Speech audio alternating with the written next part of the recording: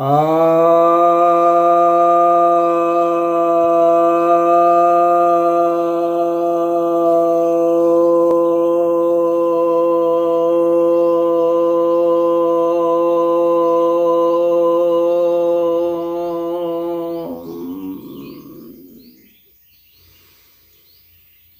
भक्त जनों को सप्रेम नमन।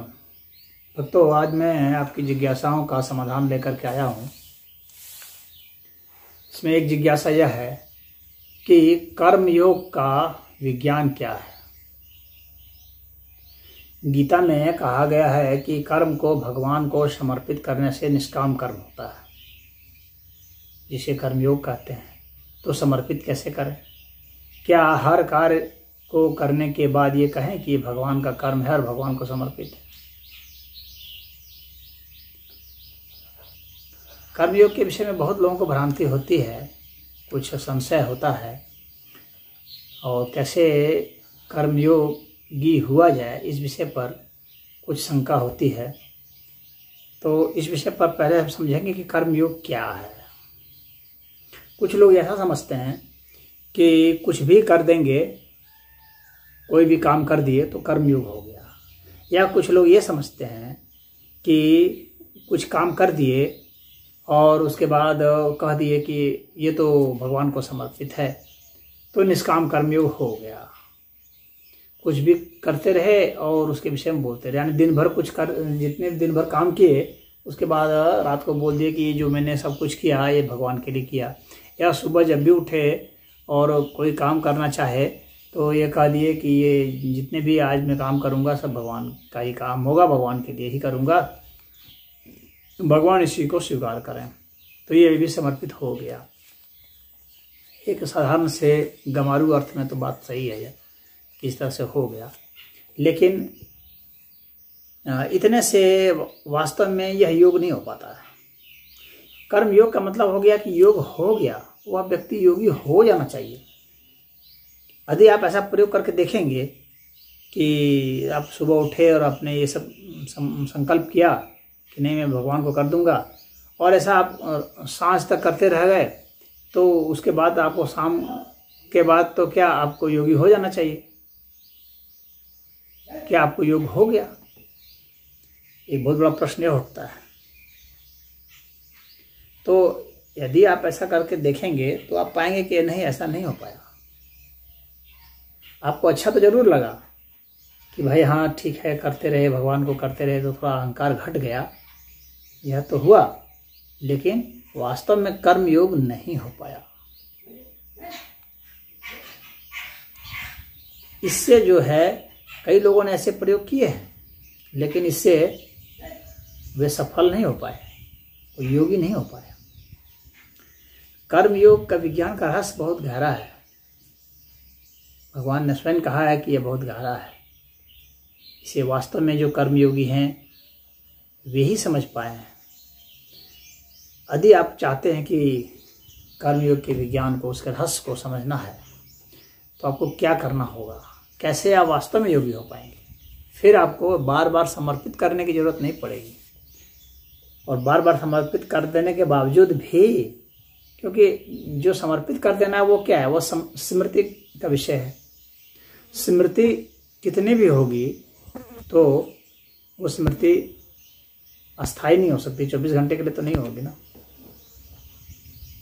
जब व्यक्ति सो जाएगा उस वक्त के लिए तो नहीं होगी। तो स्मृति के माध्यम से यदि आप कुछ चीज करते हैं तो वह स्मृति चाहे कितनी भी तीक्ष्ण हो, कितनी भी सजगता हो, वह स्मृति हर समय के लिए नहीं हो सकती। आप कुछ बोलेंगे, अन्य चीज भी तो आदमी को कुछ करना है दैनिक जीवन में, तो जब वो भी वह कुछ बोलता है तो फिर वह जो स्मृति थी समर्पण वाली, तो फिर उसके बाद ही ना आएगी। यानी एक ही समय में उसको करना ही करना बहुत ही कठिन काम है। ऐसा नहीं, ये मैं नहीं कहता हूँ कि असंभव है। मनुष्य एक समय में 2 चीज भी सोच सकता है, एक काम कर सकता है, एक काम भी कर रहा है और समर्पित भी कर रहा है, ऐसा हो सकता है। लेकिन उसकी एफिशिएंसी क्या वही रह जाएगी? उसकी करने की जो क्षमता है उसमें गुणात्मकता में कोई परिवर्तन नहीं आएगा? क्या उसका दिमाग डाइवर्ट नहीं होगा? क्या वो कंफ्यूज नहीं हो जाएगा कि अब करना बोलना है?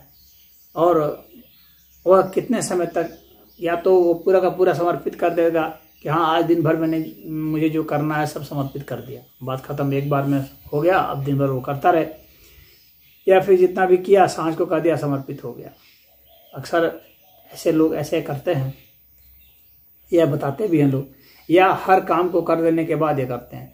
लेकिन अब फिर काम की जो व्याख्या परिभाषा होगी तो उसमें फिर अंतर आएगा कि एक कोई काम है जो हमने शुरुआत की करने की, तो वह काम हो सकता है 1 घंटा चले, तो 1 घंटा चले तो फिर हर एक घंटे के बाद फिर मैं सोचूंगा और बोलूँगा ऐसा मन ही मन, तो वह हो गया।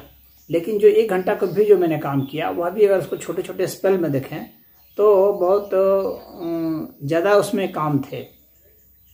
यानी अगर मैंने सोच लिया कि मुझे इस कलम को उठाना है, तो यह जो उठाने की जो क्रिया हुई, यह भी तो हुआ, एक कर्म तो हुआ ना यहाँ से यहाँ तक उठाने का।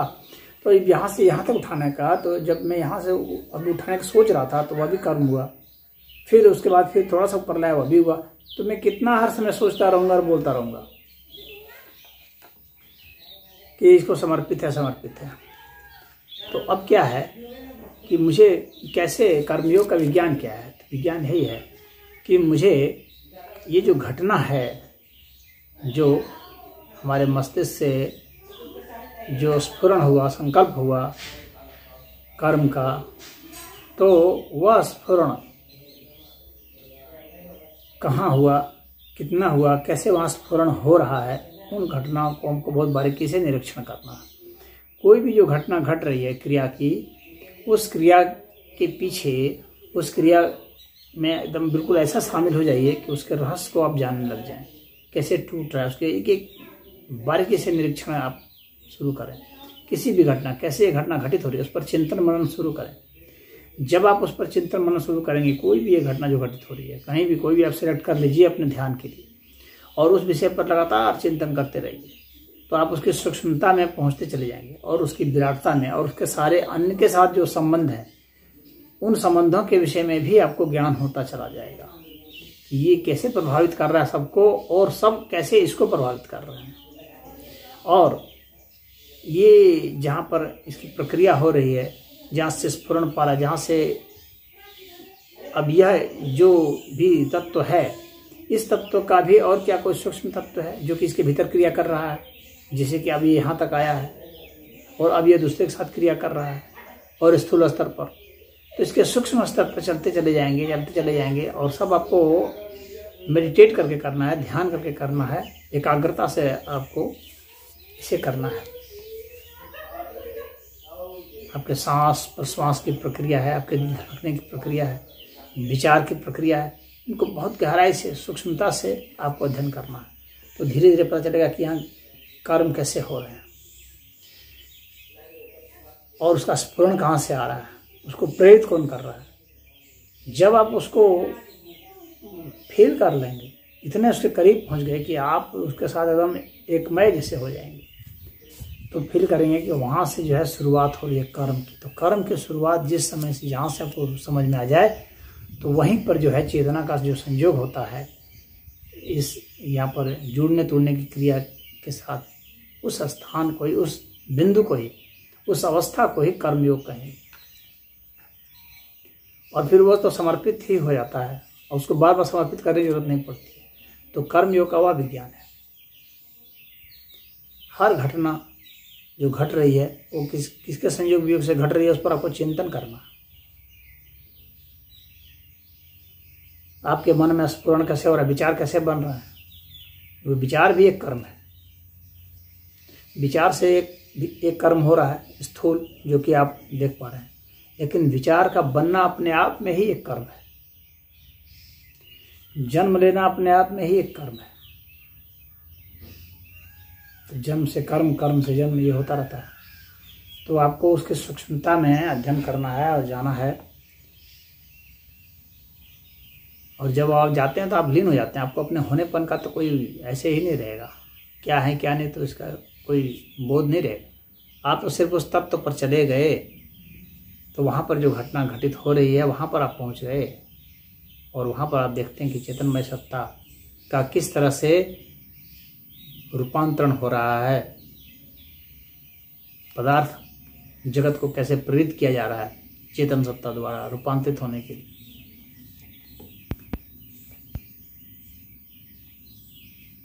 तो जितने सूक्ष्म तत्व होते जाएंगे उतने ज़्यादा जो है हम कह सकते हैं कि पदार्थ यहाँ सूक्ष्म हो रहे हैं, ऊर्जाएं सूक्ष्म हो रही है। और जितनी सूक्ष्म हो रहेंगी और अगर चेतना की तरफ से सोचें तो चेतना उतना स्थूल है। अब धीरे धीरे जितना ये सूक्ष्म होते जाएंगे पदार्थ उतना ही चेतना जो है और सूक्ष्मता में हम उसको जानते चले जाएंगे। चेतन सत्ता वास्तव में वहाँ से शुरू होगी जहाँ तत्व तो इतने छोटे हो गए कि अब विभाजित नहीं हो सकते, क्योंकि वो बिंदु से भी छोटे हो गए और सूक्ष्मतम रेखा जो खींची जा सकती थी उसको तोड़ने के लिए उससे भी छोटा हो गए, तो उसके विभाजन की संभावना नहीं रही। वहाँ पर जो घटना घटित हो रही है, जिस तरह से घटित हो रही है, उसको समझ जाना ही कर्मयोग है। तो ये कर्मयोग का विज्ञान है। तो गीता में कहा गया कि भगवान को समर्पित करने का निष्काम कर्म होता है, तो समर्पित इसी तरह से होगा। जब वहाँ पर पहुँच जाते हैं तो समर्पित हो गए। अन्यथा जो साधारण सा तरीका है वही बोल बोल करके, लेकिन वो जो है उससे आप योगी नहीं हो जाते हैं। उससे भक्ति की अवस्था बढ़ती है, धीरे धीरे धीरे भक्ति की अवस्था में हम पहुँचते हैं। और जब निष्कामता आती है, क्योंकि यहाँ पर जो हम यह निष्काम है या सकाम है ये हम कैसे जानेंगे? इसको जानने के लिए हमको कामना जानना पड़ेगा ना पहले, कि कामना क्या है, इच्छा क्या है, कोई चीज़ सकाम है या निष्काम है। इसको जानने के लिए पहले हमें कामना जानना है। कामना को जानने के लिए क्या है? काम की जानना है। काम को जानने के लिए क्या है? गति को जानना है। गति को जानने के लिए क्या है? कि जहाँ पर उसमें परिवर्तन हो रहा है, जब परिवर्तन हो रहा है, जिस स्थान में परिवर्तन हो रहा है उसको जानना है। जब उस क्रिया को जान जाएंगे फिर उसके स्फुरण की प्रक्रिया, उसके प्रेरक की प्रक्रिया उसको जानना है। जब वहाँ तक जान जाते हैं तब योग होता है। तो इस तरह से हमें पता चलता है कि यह सकाम है कि निष्काम है, ये कर्म है, क्रिया है, ये हम वहाँ जानते हैं।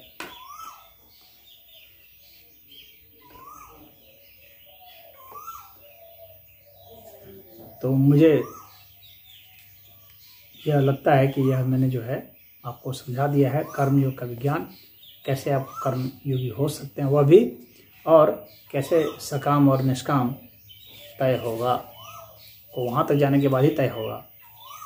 तो यदि आपका मन उस क्रियात्मक अस्तित्व में चला जाता है, क्रिया मतलब वह कर्म जो भगवान कर रहे हैं, यानी पूरा अस्तित्व कर रहा है, अनंत कर रहा है, वह क्रिया होगी।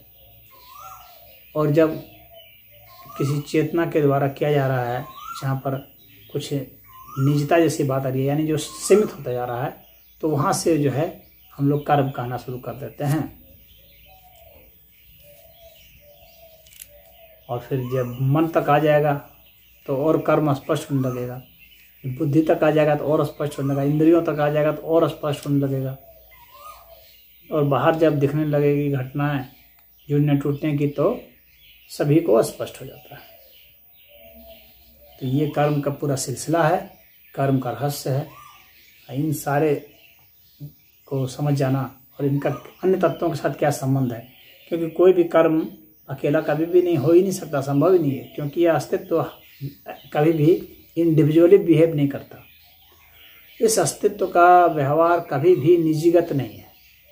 इस अस्तित्व का व्यवहार सदैव सामूहिक है और अनंत अस्तित्व के हिसाब से व्यवहार है।